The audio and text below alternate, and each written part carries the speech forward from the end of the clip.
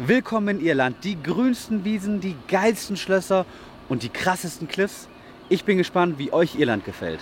In 4 Tagen schauen wir uns alles an, was Dublin und Galway in Irland zu bieten haben. Von der Pubkultur über die großen Klippen bis hin zu den besten Food Places. Oh mein Gott. Irland hat sehr viel zu bieten. Mega nice. Ich bin Mike, Food-Connoisseur, Geschichtsfreak und Reiseliebhaber. Und nach einem wundervollen London-Trip mit dem heftigsten Essen fliegen wir direkt weiter auf die grüne Insel. Macht euch ready.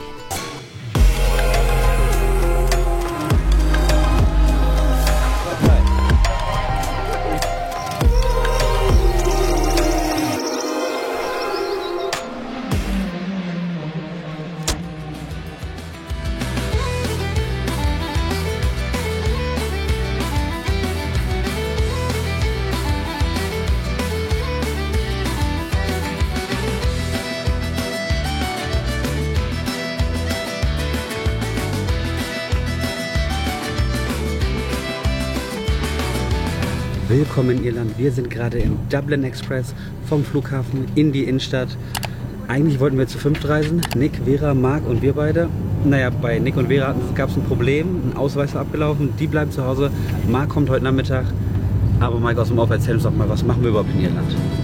Im ersten Teil der Irland-Tour konzentrieren wir uns ganz auf die Hauptstadt Dublin mit der langen irischen Geschichte und den wundervollen Bars. Aber natürlich lassen wir uns auch die Natur nicht entgehen. Denn nur 1 Stunde von Dublin entfernt findet man so eine wunderschöne Landschaft. Dazu aber später mehr, denn die Busfahrt vom Flughafen sollte so langsam vorbei sein. Übrigens, der Expressbus kostet etwa 12 € und ist wahrscheinlich der beste Weg, um in die Stadt zu kommen.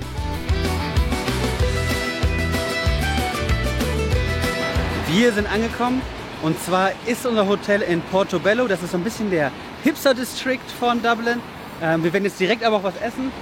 Hier gibt es eine Auswahl zwischen Mad Egg und Dough Bros. Die sollen richtig geile Sandwiches machen und das schauen wir uns jetzt mal an.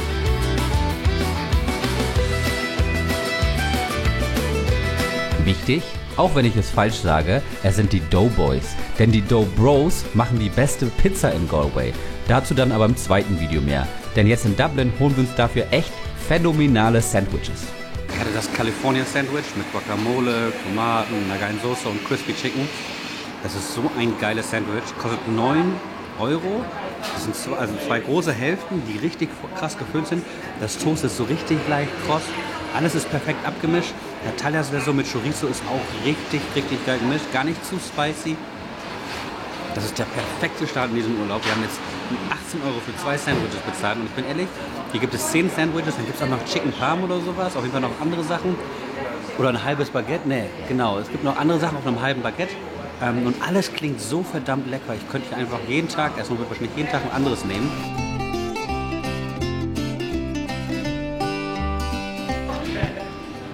Oh my God. Really good. Spice Boy. Really nice. Chorizo with red cheddar, smoked apple with cheese, guacamole. This is awesome.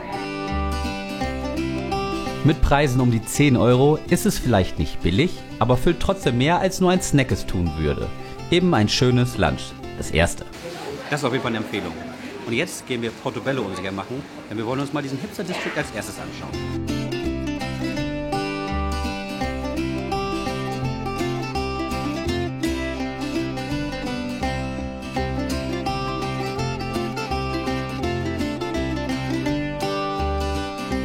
Die Hauptstraße hier in Portobello ist die Camden Street, wo auch unser Hotel ist. Das zeige ich euch nachher noch.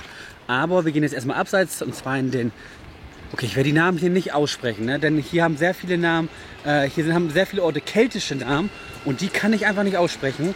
Wir gehen auf jeden Fall in diesen Garten, ich blende das unten halt immer ein und die sollen einen coolen Wasserfall haben und den schauen wir uns mal an. Gerade 100 Meter abseits der Straße kommen wir also in diesen wunderschönen Park. Der Wasserfall selbst ist definitiv im starken Regen noch einen Besuch wert. Ich kann mir vorstellen, dass es an einem schönen Herbsttag hier richtig gemütlich sein kann. Ach ja, und zur Sprache. Überall sind die Schilder hier in 2 Sprachen. Englisch und Irisch bzw. Irish Gaelish. Eine keltische Sprache, die nur in wenigen Bereichen wirklich noch aktiv täglich gesprochen wird, aber aus Nationalstolz eben ein wichtiger Bestandteil der Kultur ist.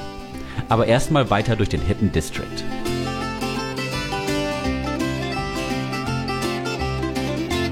Generell gibt es hier in Portobello sehr viele Häuser im alten viktorianischen Stil. Das sind gerade vor allem die mit den roten Türen und so, wenn ich mich nicht irre. Es war natürlich mal ein Arbeiterviertel. Mittlerweile ist es ein Hipsterviertel, aber das Viertel ist auch sehr alt und hat echt eine lange Geschichte. Gibt es schon seit 1700 und gerade Ende des 19. Jahrhunderts, beziehungsweise ja, Ende des 19. Jahrhunderts kamen hier sehr viele Aschkenazi-Juden hin, gerade weil in anderen Ländern eben der Antisemitismus gewachsen ist. Und deswegen wurde es dann oft auch als Little Jerusalem bezeichnet, bis dann nach dem Ersten Weltkrieg die Juden immer weiter dann Richtung USA gezogen sind und sich immer weiter gespreadet haben. Es gibt immer noch eine jüdische Community hier, aber die ist in einem anderen Bezirk, deswegen gibt es hier nicht sehr viele Läden oder auch Geschäfte, so, die jüdisch sind. Aber es hat auf jeden Fall eine sehr alte jüdische Geschichte. Generell ist Portobello ein schöner Bezirk, der eben vor allem noch nicht von Touris überlaufen ist, wie das Zentrum der Stadt eben. Cute Cafés und Pubs findet man hier an jeder Ecke. Gute Restaurants wie Delahunt, The Pickle. Hier kann man sich also richtig austoben, wenn man essen gehen möchte. Und wir haben noch zum Abschluss noch ein kleines Café hier gefunden, beziehungsweise einen Buchladen. Und der soll auch ein Café sein. Ich bin gespannt. Das Gute ist, der ist direkt neben unserem Hotel. Also gucken wir uns erst den The Last Bookstore an und dann gehen wir in unser Hotel.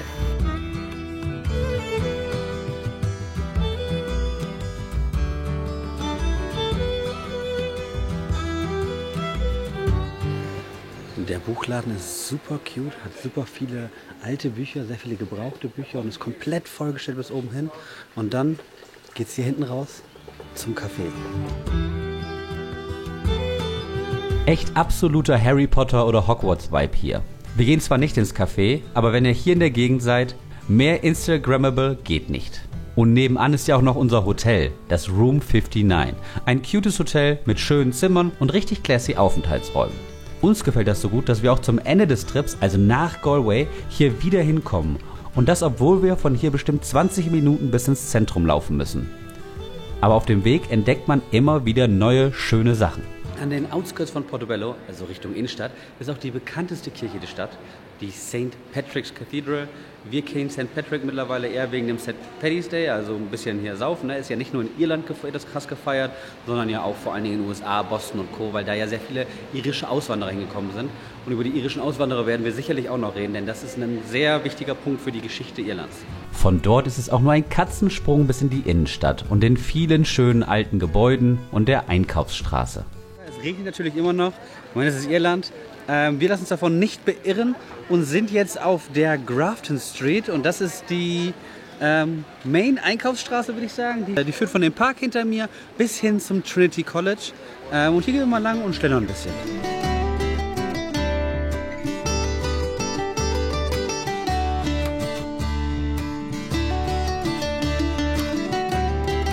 Wir sind jetzt am Trinity College, eine der wohl bekanntesten Sehenswürdigkeiten Dublins. Das College ist über 600 Jahre alt, würde ich sagen. Ich glaube, aus dem Jahr 1500 ist damit das älteste College in Irland. Das Interessante hier ist, dass es nicht nur ein cooles altes College ist, das immer gut auch in den Ratings ist, sondern auch, weil hier Book of Kells ist.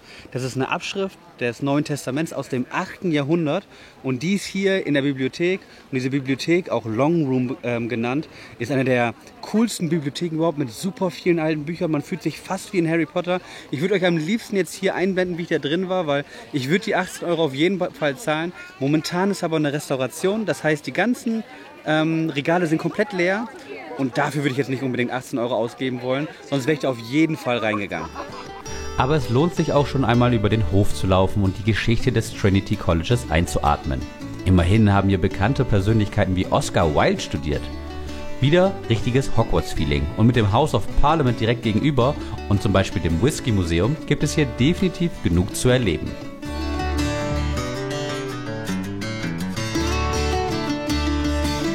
Was natürlich auf keinem Dublin-Trip fehlen darf, ist der Besuch des Temple Bar District.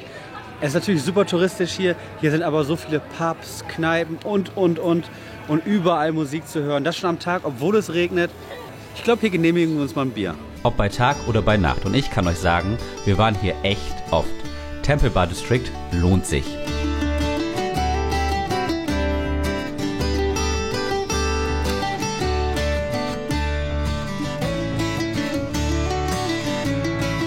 Und das, obwohl es hier von Touristen wie uns nur so wimmelt. Aber zurück zu Mike. Das erste Bier wartet. Das Besondere am Temple Bar District sind nicht nur die ganzen Pubs, vor allen Dingen der Temple Bar Pub, sondern auch der Kopfsteinpflaster und überall die neuzeitlichen Gebäude. Und dass seit dem 20. Jahrhundert oder seit dem 19. Jahrhundert nicht einfach hier Gebäude gebaut werden dürfen. Denn Irland hat verstanden, oh, das ist was Besonderes, das wollen wir aufrechterhalten. Interessant ist auch, dass es den Temple Bar District wohl schon seit dem 16. Jahrhundert gibt. Wahrscheinlich von einer Familie Temple, der mal Dekan an der Uni hier war, vielleicht den Namen her hat, aber vielleicht ist es auch einfach eine Kopie vom Temple Bar District in London. Auf jeden Fall war es im 18. und 19. Jahrhundert super tot hier gefühlt. Also die Gebäude sind verfallen, man konnte hier nicht wirklich was erleben. Und erst im 20. Jahrhundert hat sich das wieder so ein bisschen gezeigt, oh, hier ist was Besonderes, hier kann man Pubs aufbauen. Und seitdem ist es eine Touristenattraktion. Und wenn wir schon hier sind, dann müssen wir natürlich auch unser erstes Guinness im Temple Bar Pub trinken, oder? Auf geht's!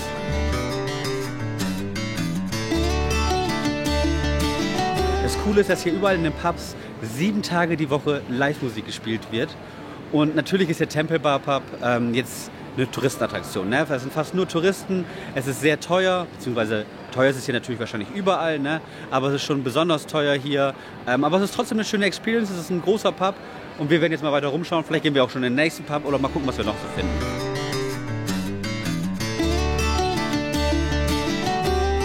Love you, please don't take my man.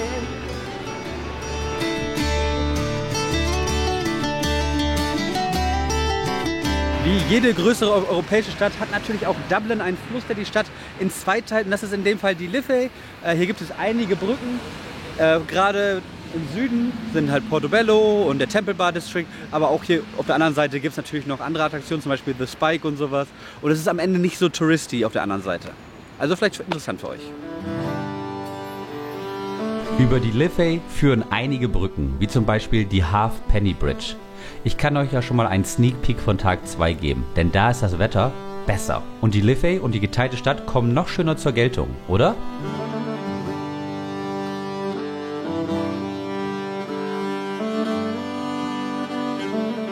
Generell ist der nördliche Teil des Zentrums aber etwas unspektakulär. Wir sind ja von England hier nach Dublin geflogen. Da waren wir jetzt 3 Tage lang. Und es ist echt ein Unterschied wie Tag und Nacht. London ist natürlich eine riesige Stadt. Ich komme ja aus Berlin eigentlich und dafür ist London, da fühlt sich Berlin schon wie eine Kleinstadt an. Dublin ist noch mal kleiner.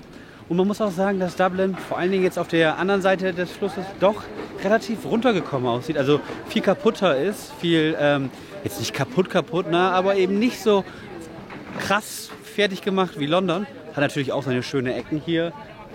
Aber ich habe jetzt noch eine kleine Sehenswürdigkeit für euch, denn The Spire ist hier um die Ecke.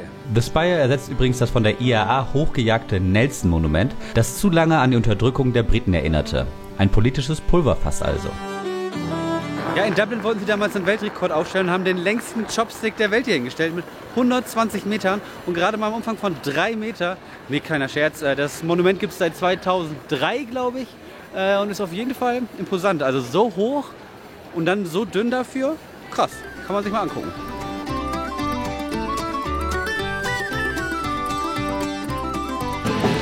Von The Spire kann man übrigens auch die O'Connell Street entlang schlendern, direkt in Richtung Süden wieder. Und wie ihr hört und seht, geht hier einiges ab. Kann man sich auf jeden Fall schon angucken.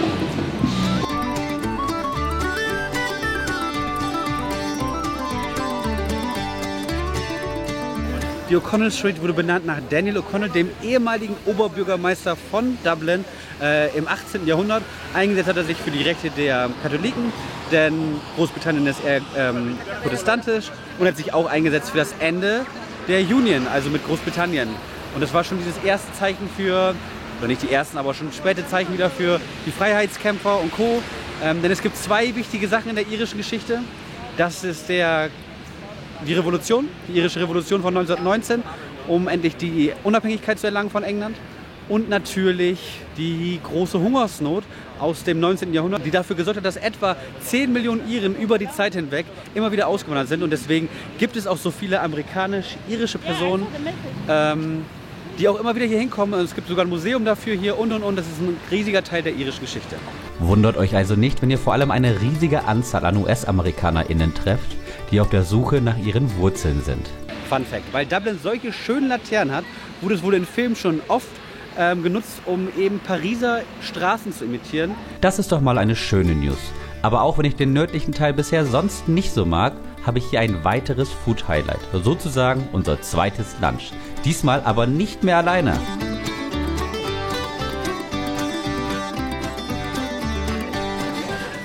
Das White Rabbit ist ein KFC-Laden, also Korean Fried Chicken Laden, direkt am Ende des Asiamarkts. Und da haben wir uns Corn Dog bestellt. Und ich bin echt gespannt, wie die schmecken. Übrigens, jetzt ist Marc auch da. Wie war dein Flug, Marc? Moin Leute, Flug war richtig easy, war ein Blitzflug, habe ich gehört. Mit Marc im Gepäck können wir also in diesem zweiten, sagen wir Food Speak Easy, echte koreanische Corn Dogs genießen. Der Laden selbst ist zwar super klein, hat aber einen coolen Vibe, aber schmeckt's auch? Für 5 Euro echt geil. Was denkst du? 5 Euro kann man auf jeden Fall machen, schmeckt gut. Echt geil.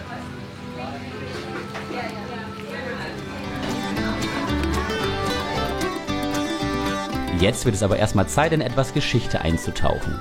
Denn Dublin hat auch ein Schloss, das zwar nicht riesig ist, aber dennoch mit dem Platz drumherum und der bedeutenden Geschichte, vor allem neueren, zumindest einen wichtigen Platz im Herzen der Iren hat. Das ist der Hauptplatz des Schlosses. Hier gibt es auf jeden Fall noch ein paar Infotafeln, die so ein bisschen mehr über die Geschichte des Schlosses sagen.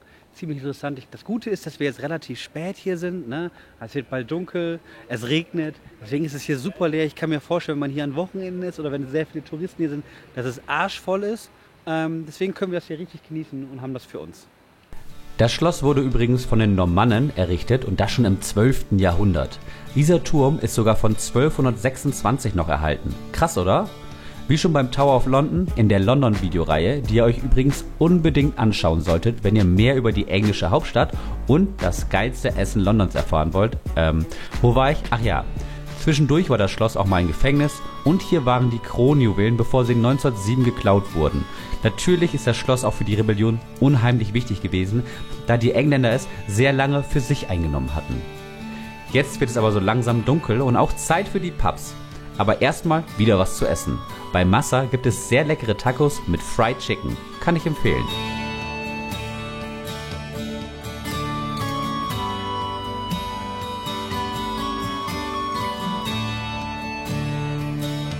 So, für den Rest des Abends hier aber noch ein paar Pub-Eindrücke, denn hier gibt es unsäglich viele und ich würde euch jetzt nicht einen bestimmten empfehlen, denn ihr solltet euch einfach mal austoben und einfach mal umschauen.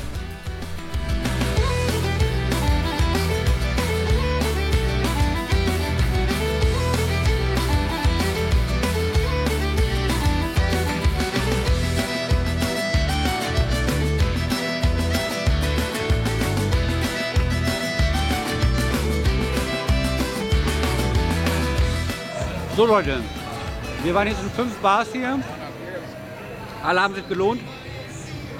Morgen geht es ja nach Haus und dann machen wir noch mal ein paar mehr Bars und wir haben noch ein Museum.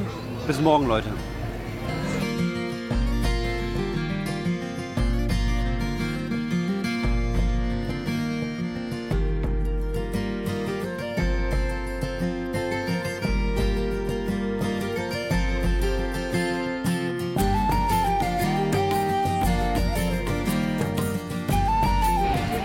Tag Nummer 2, meine Freunde. Wir sind jetzt auf dem Weg nach Howth. Das ist eine Halbinsel vor Dublin. Vorher müssen wir aber noch regeln, wie das mit den Bussen hier läuft, denn hier braucht man eine Buskarte, anders als in London, wo man einfach mit Kreditkarte zahlen konnte. Aber auf dem Weg sind wir noch an einem besonderen Lidl vorbeigekommen. Selbst im Lidl hier kann man Geschichte lernen. Unter uns ein alter Brunnen und eine Farm. Da hinten der Eingang zu einem Theater, das zeige ich euch auch noch. Richtig cool, und das in einem Lidl.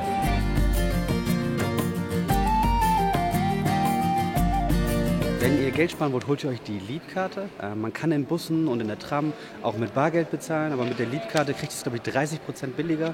Wir haben jetzt 8 € für ein 24-Stunden-Ticket bezahlt. Das haben wir uns hier an der O'Connell Street direkt geholt, in so einem richtig geilen alten Postamt von 1820 oder so. Das sieht richtig schön aus und hat so richtig Oldschool-Vibe. Aber jetzt geht's endlich nach Hause. Es gibt ein paar Stellen, wo man die Leap-Karte für Touristen kaufen kann. Informiert euch also vorher und kauft sie euch direkt. Dann müsst ihr nicht verbittert aus dem Bus aussteigen, wenn ihr kein Kleingeld habt. Denn Rückgeld gibt es nicht. Aber nur mal so, Busse nimmt man nur, wenn man wirklich raus aus der Stadt will. Innerhalb ist alles so nah, das läuft man lieber.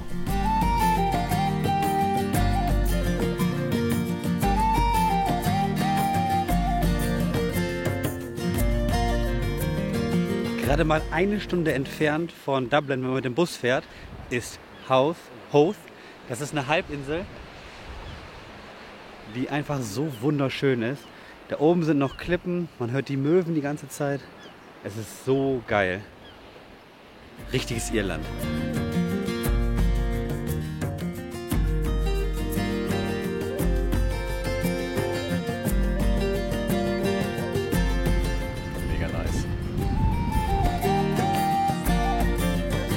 Straße durch so ein Gebüsch gegangen und sehen dann diese Klippen vor uns. Diese Klippen sind mega geil, man sieht das Meer hier richtig schön. Wir werden auch noch in den nächsten Tagen auf die andere Seite der Insel, um die Cliffs of Moher zu sehen. Aber wenn ihr nur in Dublin seid, ist das auf jeden Fall der richtige Weg, um mal ein bisschen Natur einzutanken. Denn ich bin ehrlich, Dublin ist okay, die Natur in Irland ist das, was einen richtig umhaut.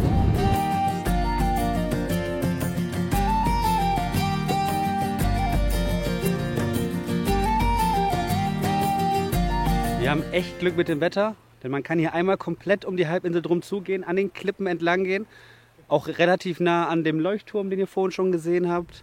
Es ist einfach so geil hier und es ist so eine schöne Aussicht und wir haben echt Glück mit dem Wetter, denn hier kann man es echt genießen.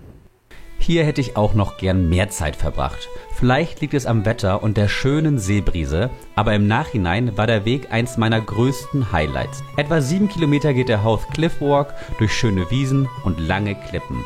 Aber bereitet euch vor, Getränke oder Toiletten findet ihr auf dem Weg nicht. Aber die 1-2 Stunden hält man das ja auch aus.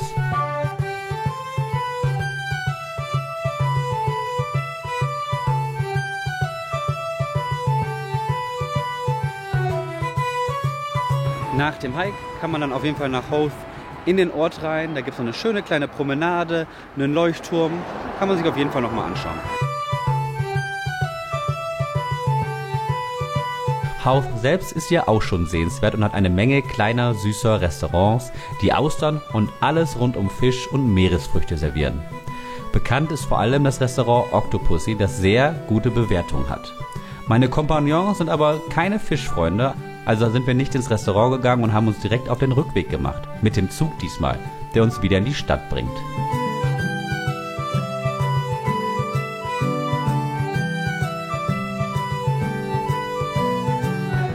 Wir sind wieder zurück in Dublin auf der Grafton Street und wie vorhin schon gesagt, es ist ein komplett anderer Vibe, wenn die Sonne draußen ist. Alles viel heller, viel fröhlicher, ziemlich cool. Wir gehen jetzt aber was essen. Und zwar in der Nähe vom Little Museum of Dublin, denn da wollen wir auch noch hin und die bieten eine 29-Minuten-Tour an, exakt 29 Minuten. Da bin ich gespannt, ob die das wirklich einhalten und bin gespannt, wie gut die wird. Erstmal habe ich hier noch ein chinesisches Restaurant für euch, das selbstgezogene Nudeln hat.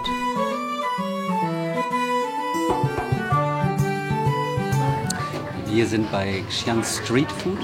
Das ist chinesisches Essen. Hier kann man sich Hand-Pulled Noodles holen oder Stir-Fried Reis, den sich Marc geholt hat. Die haben eine sehr gute Bewertung gehabt. Die gibt es mittlerweile sogar als Kette hier. Es soll 2-3 Locations geben. Für chinesisches Essen auf jeden Fall sehr cool. Guckt euch das mal an. Auch wenn die Nudeln erstmal krass aussehen, ist es nicht zu vergleichen mit den Hand-Pulled Noodles, die ich in Berlin bei Wencheng hatte. Aber was sagt Natalia denn? Bang noodles in soup with veg and tofu. Excited. Die Nudeln waren ganz okay. Jetzt hoffen wir, dass die Tour hier noch geiler ist.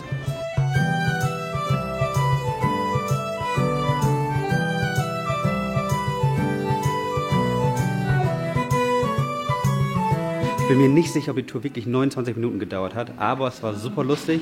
Die haben in kurzer Zeit die ganze Geschichte Dublins abgerissen und dann kann man hier auf 3 Etagen sich alles genau angucken. Hier gibt es sehr viele Ausstellungsstücke, weil die nämlich von den Leuten, die hier wohnen, freiwillig donated wurden. So besteht halt das Museum aus vielen kleinen Sachen von Leuten, die hier privat was abgegeben haben. Ziemlich cool, man lernt hier sehr viel über die Geschichte von den Wikingern, über die große Hungersnot bis hin zur Revolution und danach, U2 zum Beispiel. Mit den neuen Infos über die Geschichte Dublins geht's weiter durch die Innenstadt. Noch einen kleinen Tipp, wenn ihr richtig geiles Eis wollt, dann könnt ihr zu Murphy's gehen. Das kommt aus Dingeln, aus dem Süden des Landes. Die haben richtig coole Eissorten, schmeckt richtig geil, kann man sich auf jeden Fall gönnen. Und das machen wir auch, aber in Teil 2, wenn wir in Galway sind. Also vergesst nicht zu subscriben und euch schon auf das nächste Video zu freuen. Wenn ihr nicht die Chance habt, nach Howth zu fahren und da die Natur zu erleben, könnt ihr sie natürlich auch versuchen, in Dublin aufzutanken. Zum Beispiel in dem Park, den wir ganz am Anfang mal hatten mit dem Wasserfall. Oder eben in dem St. Stephen's Green Park oder sowas heißt der. Den Namen schreibe ich auf jeden Fall unten rein. Hier ist auf jeden Fall auch sehr wichtig gewesen für die Osteraufstände von 1919, 1916 und so. Das ist halt eben hier überall natürlich signifikant gewesen. Aber der Park ist auch relativ schön.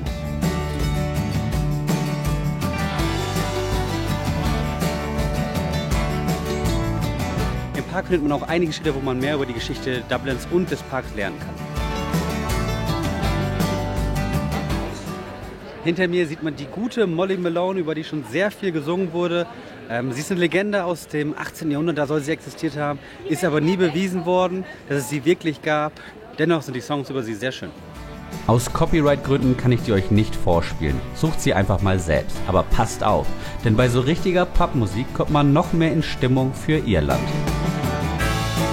Falls ihr euch wundert, warum Dublin so viele bunte Türen hat, wie zum Beispiel die da, dann liegt es daran, dass damals, als die Briten hier noch das Land besetzt haben, es hier sehr harte Gesetze gab, wie Häuser gebaut werden durften. Gerade in der viktorianischen Zeit war das sehr krass vorgeschrieben und das Einzige, was darin nicht reingezählt hat, waren die Türen.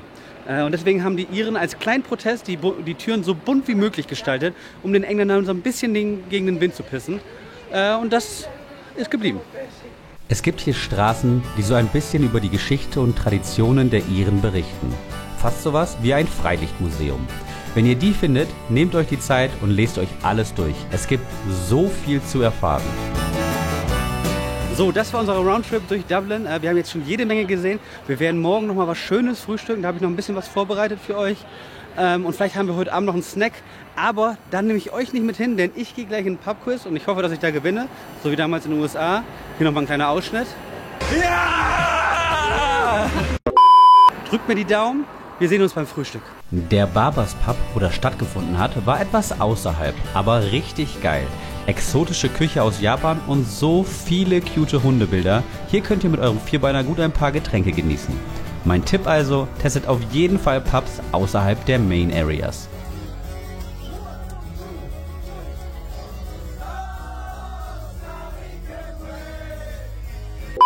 Gummo-Freunde, es hat nicht geklappt. Wir haben leider nicht das Pubquiz gewonnen. Sind, glaube ich, 5. oder 6. am Ende geworden. Nicht schlecht, aber vielleicht machen wir noch ein anderes Pubquiz und gewinnen dann. Wir haben die Hoffnung auf jeden Fall hoch. Und jetzt geht es zum letzten Frühstück in Dublin.